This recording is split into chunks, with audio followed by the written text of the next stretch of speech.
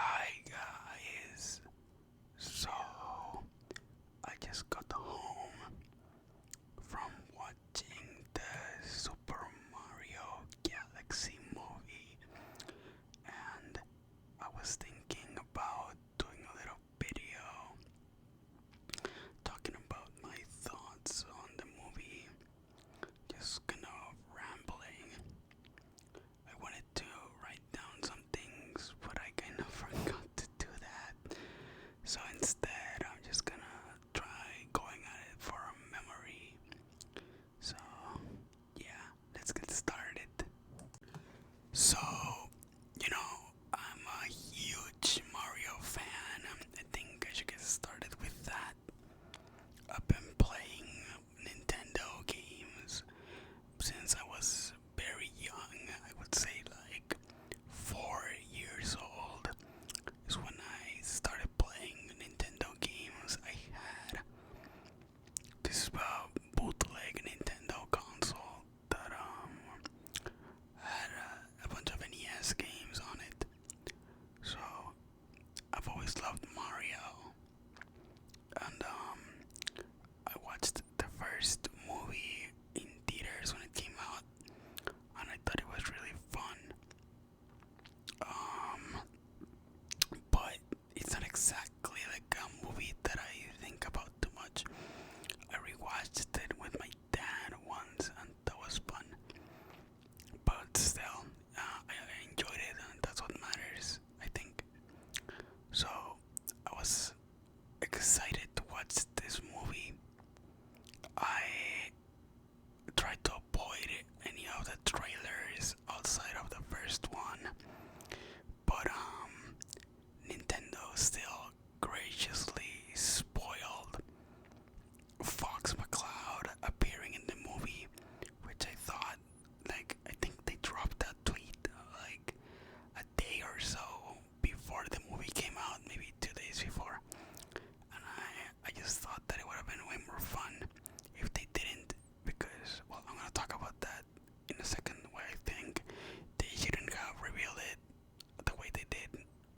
So, one of the first things that I want to talk about is the pacing of the movie, because I did see a lot of people in reviews and YouTube videos saying that the movie goes by really fast and there's no time to breathe between scenes and stuff. And I can see that. Certainly, the movie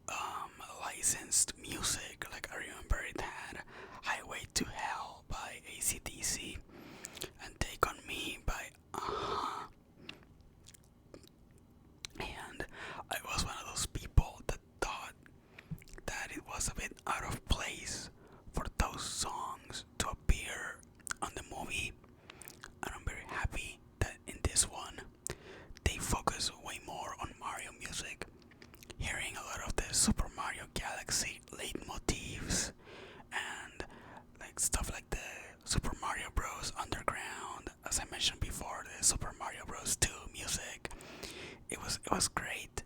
You know, Super Mario Galaxy, the game, has one of the best soundtracks in all of gaming, and I go back to it a lot. So hearing a lot of those songs in this movie was really cool. And as a huge Mario fan, I'm just happy to hear those songs in like that kind of like movie orchestra kind of thing that they like doing. It was it was a ride for me. I love Mario music, and like at the beginning of the movie, pretty much at the beginning, there's a section where they're like going through what looks like levels and stuff, and they're playing a lot of the Mario 3 music, and they're using a lot of the Mario 3 power-ups, and I really like that little section. It was like a montage kind of thing, and it was really cool. Seeing the frog suit, for example, was really fun. I thought it was very interesting that they changed Peach's backstory from the games. So in this movie, they established that Rosalina and Peach lived together in a planet, and they were sisters, which I thought was really interesting. Like, we really don't know much about Peach's backstory at all, and this is probably just like a movie thing. I don't think this is canon to the games, but I still thought that it was a very interesting decision because in the first movie already gave us a bit of a backstory for Mario and Luigi, if I remember right. I haven't rewatched it in a bit, but it was very refreshing to see this, especially because I do remember that Peach, like, they kinda gave her a little bit of a backstory in the first movie, but that was just when she came to the Mushroom Kingdom. Rosalina gives us her past living in the planet and their separation, and it was very cool. I thought it was very nice that they continued that thread from the first Mario movie. That was very cool, I thought. And of course, I gotta talk about all the other Nintendo characters. So Fox, like I mentioned earlier, was in the movie, and he had a surprisingly large role with helping Mario and Peach, all of them, save Rosalina. And I thought that was really interesting the way that they handled it. Like, I thought it was gonna be just like a cameo, but like, no. He's got a relatively big part in the movie. They used a lot of Star Fox music, which I loved, by the way. I haven't played that much Star Fox. I played a little bit of the original on SNES, and I played a bit of Star Fox 64. But I know a lot of the music. I know the music from Smash Bros. And it's really good stuff. So hearing it in the movie was really amazing. They also had, which was one of my favorite, was one of my favorite moments, was Rob showing up as like this tour guide of the galaxy that they were in. I think it was Gateway Galaxy. Rob was basically like a tour guide, kind of secretary thing, and it was fun. They had this running gag of like him moving to point out where his stuff was, and like I know that the original Rob from the NES is like super slow. Like it moves so slowly. Playing those Rob games on the NES is a pain because of how slow the robot moves. They turned that into a joke in the movie. It was a bit of a gag, and it was one of my favorite moments of the whole movie. It was really funny. And then a bit later, when Mario and Luigi are fighting Bowser and Bowser Jr., Luigi grabs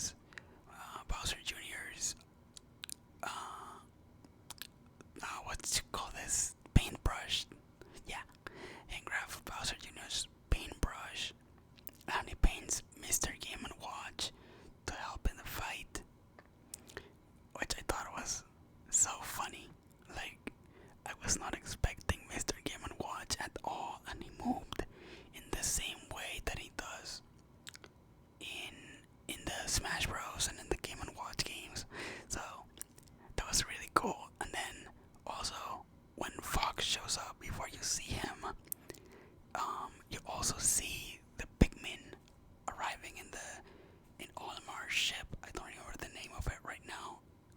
I did play Pikmin. I do like Pikmin a bit, but I don't remember the name of the ship right now, which is kind of messing with me. I'll have to look it up later. But yeah, those kind of little Nintendo cameos were really fun, and was one of my favorite parts of the movie. Definitely, especially the Rob gag that I mentioned.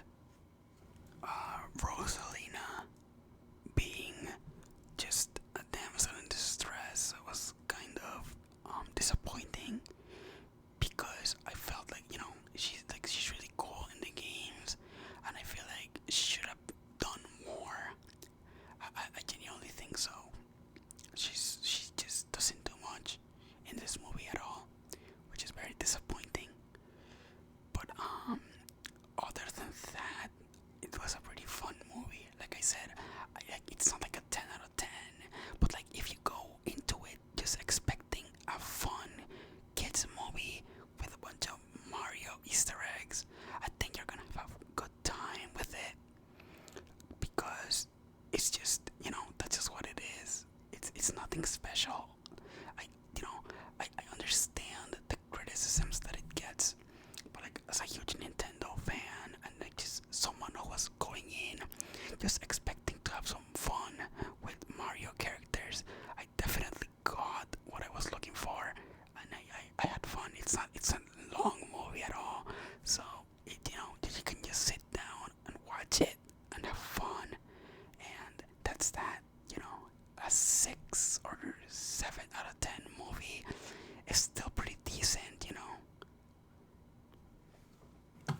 Overall, I thought that the movie was fun, and like, it isn't like this cinematic masterpiece movie. Like, you're not gonna see it, and like it's not gonna change your world or anything. Like I said, like if we're gonna talk about negatives, I would say, like I mentioned, the pacing, and if for some people that's the strength of the movie, the fact that like it just goes and goes. And for me, it was for the most part, but there were moments that I would have liked, like, the characters to stop and talk and do stuff, like, other than just going and going, just having some more character moments. I think that would have been really fun. And I haven't really talked about the villains like Bowser and Bowser Jr., because I really don't have much of an opinion on them. I did like the final segment where Mario and Peach were going through this obstacle course that Bowser Jr. was building. It was kind of like Mario Maker, and like it was really cool to watch, because you could see Bowser Jr. build the level in like this 8-bit style, and then the scene would change to what Mario and Peach were doing in like the fully 3D stuff, and I thought that was clever, and that was definitely a highlight for me of the movie. But outside of that, I didn't really think much of Bowser and Bowser Jr. They didn't really have an arc or anything, really. Like, Bowser just kind of I wouldn't say pretends, but like he tries to be good, and then Bowser Jr. convinces him to go back to evil, and this whole thing, it doesn't get explored much, and I didn't really have an opinion on that. Bowser was really funny though. Jack Black is always hilarious, and I loved his performance in this movie. I just wish that he sang a song, because they seemed to have the perfect setup for it, and they didn't take it. Like it just started, like it just seemed like he was about to start singing, and they stopped them. So that was really disappointing. But was definitely a highlight. It was great. So, yeah, in conclusion, I think the movie was fun, but to be honest, I feel kind of the same way that I did coming out of the first Mario movie, which was that it was fun and I enjoyed all the references and all the Easter eggs, but I don't see myself watching it again, really. Like, I laughed. I had funny moments. I enjoyed watching it with my sister and the theater that I went to. It was pretty empty because I went at like 10:45 p.m. So it was just a couple people, and like they made some funny remarks. So that was cool. But like, yeah, this movie is like, it's like junk food. It's like not the best ever, but sometimes you crave something like this that's just mindless fun. And that's what this movie is. It's just mindless fun. You put it on, you sit down, and you enjoy a fun ride with Mario. I would give it like a 6. Like I said, I think I mentioned it, a 6 or a 7. Honestly, I don't mean 6 as in like bad. It's like 6 is like fine to me, and 7 is like a good movie.